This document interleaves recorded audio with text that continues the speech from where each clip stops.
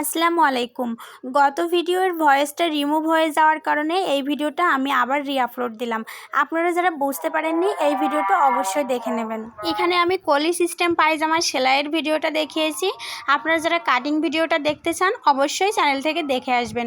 এই কলি সিস্টেম পায়জামাটা যত টেকসই আর তেমনি কমফোর্টেবলও অনেক। আবার সেলাইয়ের ক্ষেত্রে কিন্তু সর্বোচ্চ 5 মিনিট থেকে 10 মিনিট আপনাদের লাগতে পারে। আমার তো 5 মিনিটেই অনেক সময় হয়ে গেছে। আপনাদের সর্বোচ্চ 10 মিনিট লাগবে, তার বেশি এই পায়জামাটা সেলাই করতে লাগবে না। এবার আমি দেখাচ্ছি কিভাবে কলি লাগাতে হয়। এই যে গত ভিডিওতে আপনারা যারা দেখছেন যে কলি কাটিংটা, তারা কিন্তু অবশ্যই লাগানোটা বুঝতে পেরেছেন।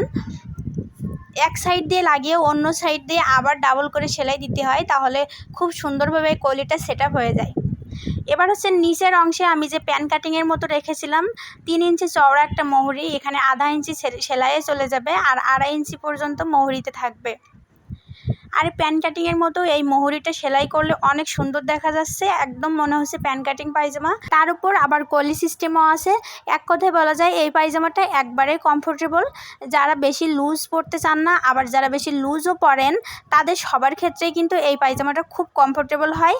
এটা অনেক বেশি টাইটও না, আবার অনেক বেশি লুজও না, এই জন্য অনেক সুন্দর এবং পারফেক্ট হয়। যাই হোক, এখানে আমি 2টা করে সেলাই দিয়ে নিয়েছিলাম। আর একটা কথা বলি, আমি হচ্ছে আজকের ক্যামেরা স্ট্যান্ডটা মেশিনের উপর রাখার কারণে একটু ভিডিওটা কাঁপা হয়েছে। আপনারা দয়া করে ক্ষমার দৃষ্টিতে দেখবেন। নেক্সট ভিডিওতে এরকম ভুল আশা করি আর হবে না। এখান থেকে এবার আমি মোহরি সেলাইটা দিয়ে নেব। মোহরিটা আমি 6.5 ইঞ্চি পরিমাণ রেখেছিলাম, মানে 13 ইঞ্চি পরিমাণ। এখান থেকেই সেলাইটা দিয়ে আমি কিন্তু মাঝ বরাবর গিয়ে থেমে যাব। আপনারা যারা একবারে টেনে সেলাই দেন, তারা বিশেষ করে কলি সিস্টেম এই পায়জামাটাতে একবারে টেনে সেলাই দেবেন না। এভাবে সেলাই দিয়ে একবারে কলির ওখানে গিয়ে আমি থেমে যাব। এই যে এখানে থেমে যাচ্ছি,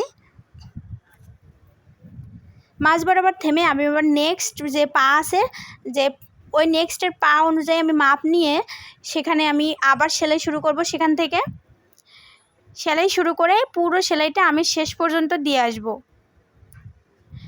আর একটা কথা কি, আপনারা হচ্ছে এই পায়জামার সাইডে সেলাইটা 3টা দেওয়ার চেষ্টা করবেন, কারণ 2টা দিলে এই সাইডে সেলাইটা অনেক সময় খুলে যায়।